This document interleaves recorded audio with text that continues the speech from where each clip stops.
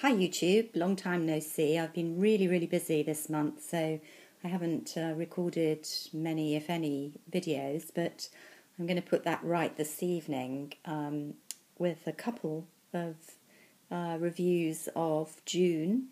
And the first one is not, as you might think, looking at the bag from Harvey Nichols, a haul, because I've been too busy actually to do much shopping, but this bag is the bag that I put my empties in as I finish things. So this is in fact my June empties, and I'm quite excited because I've finished a lot of things this month.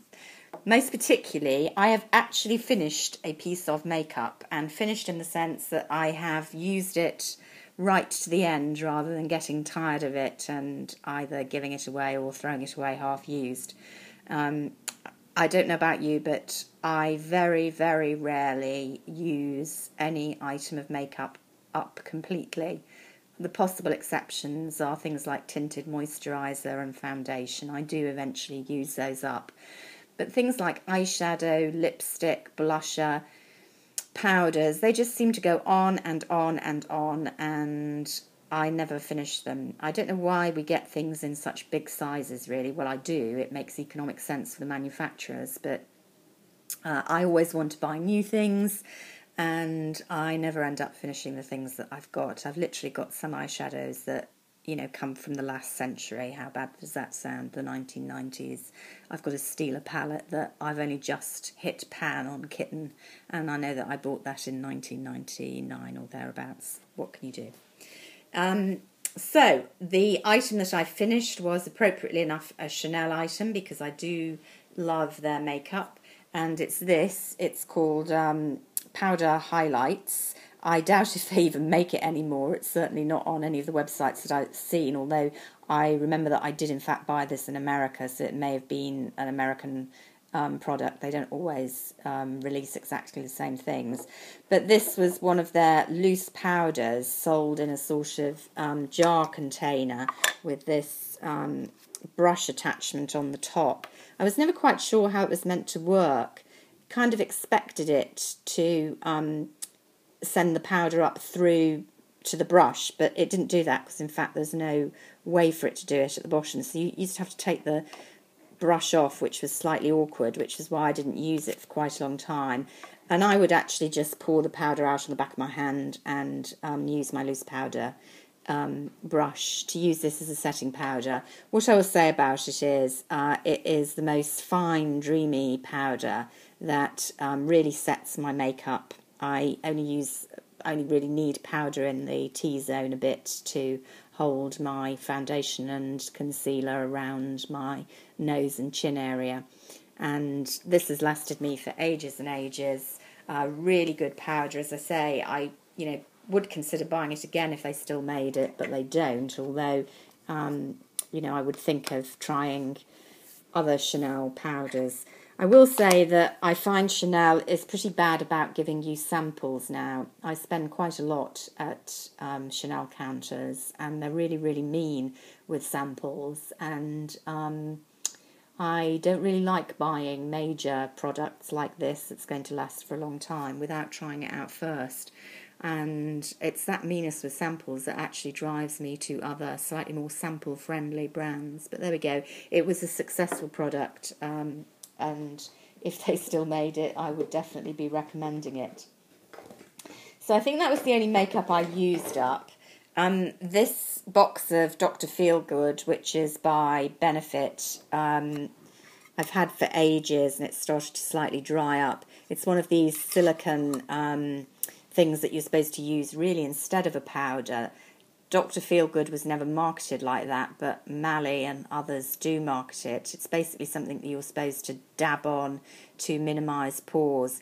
It does minimise the appearance of pores slightly if your pores aren't too bad to begin with. Frankly, mine have got a bit too bad to be covered up with silicone anymore.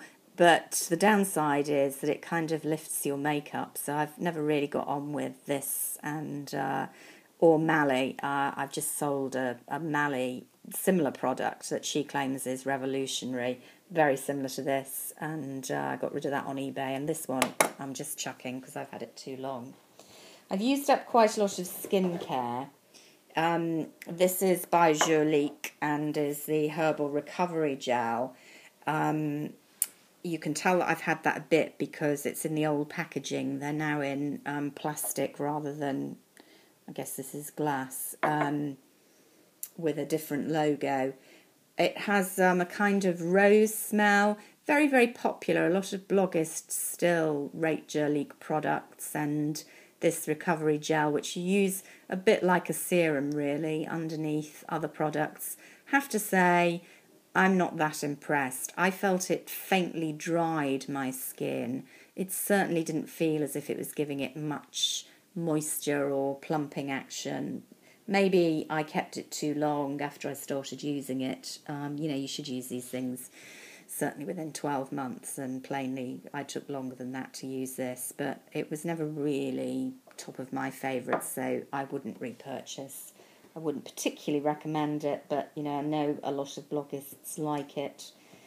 I've used up 2 moisturisers, both of which I would recommend, although I'm probably not going to repurchase immediately. This is Rock's Wrinkle Correction Retinox, which has a very small percentage of retinol, because in the UK you're not allowed to use as much as you are in the United States, I believe, in over-the-counter creams. So it's not a particularly retinol-rich cream, but there is said to be some. It does contain hyaluronic acid and biopeptide. Those are the buzzwords for effective moisturisers. This is the night one. It's slightly greasy, but it does sink in. It's got a slightly acidic smell, not a particularly nice smell, and I am sensitive to smells. It's perfectly bearable. So those are the downsides, but I do like the effect it has. Is it, miraculous? Maybe not. It gets consistently good write-ups by not only bloggers who know, but actually dermatologists, as far as over-the-counter night creams go. It's a no-fuss packaging. I like that it's a plastic tube with a pump. That's how active ingredients are going to stay active, and it's quite reasonably priced. I think I actually bought this at an airport, and I don't know, maybe about £16, something like that. For the ingredients, good value. I think I've got a backup somewhere. I'm actually using up something else now, but I would certainly recommend it, and I may well repurchase it. The other repurchase would be La Roche-Posay Redermic XL. This is their firming range. I'm a big fan becoming of La Roche-Posay. French brand you can get in any pharmacist over there. Used to be difficult to get here in the UK and I guess the United States. I don't know about the States now, but certainly in the UK you can buy it in bigger branches of Boots and our pharmacies as well. That's been a kind of development in the last year, 18 months or so. They do all sorts of specialist ranges for particular skin conditions. This is an anti-wrinkle firming day cream. It's got an SPF of 15, but importantly a UVA 9. So it's a really decent. I mean, I prefer a higher SPF, but you tend to have to buy a separate sunscreen for that. Again, the very practical tube, not a pump action, but a squeeze out. It's a metal tube, so it does get slightly messy as you use it, but you can fold it down to get every last bit out.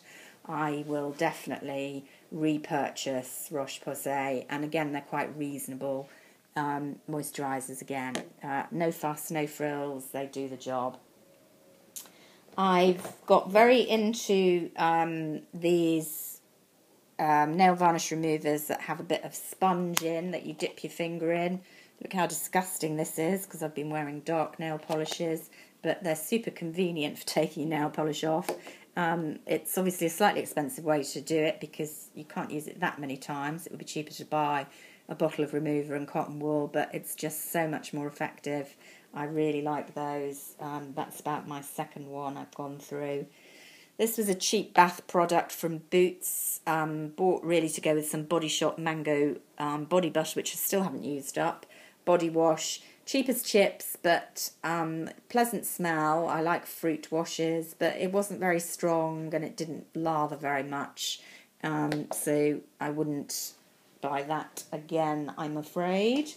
Nor would I buy Bliss's Rosy Toes. I don't know why I bought this in the first place. It was a specific product for using in your pedicure to wash. Again, rose scented, perfectly pleasant, quite a greasy, glycerol-y type soak. But, you know, I don't think you need anything special for your feet, so it was quite a nice treat, but I wouldn't buy it again. I did get a sample, not in this country, but when I was travelling, from Chanel, of their eye makeup remover. I won't say I didn't like it. I didn't find it any more effective than Bioderma Creoline H2O, and by that, not effective enough for taking off waterproof mascara. I have still not found a really good, non-irritating eye makeup remover that can deal effectively with heavy coal eye makeup or waterproof mascara. If anyone's got any recommendations, I would love to know, because that's the one thing that I am constantly on the lookout for. Then finally, not very seasonally, Bath and Body Works bacterial hand cleanser in candy cane. I bought this at Christmas, just shows how long I take to use up products. This is for washing hands in the bathroom. Candy cane, you know, sugary peppermint. Would I buy it again? Not that particular smell, but probably the anti-backs. You know, the Bath and Body Works are famous for them and they're good fun. So used up quite a lot. Very proud of myself. Those two skin products, definite repurchases at some stage. And the Chanel powder, can't repurchase that one, but it's a great product. So let's see what we use up next month. Bye for now.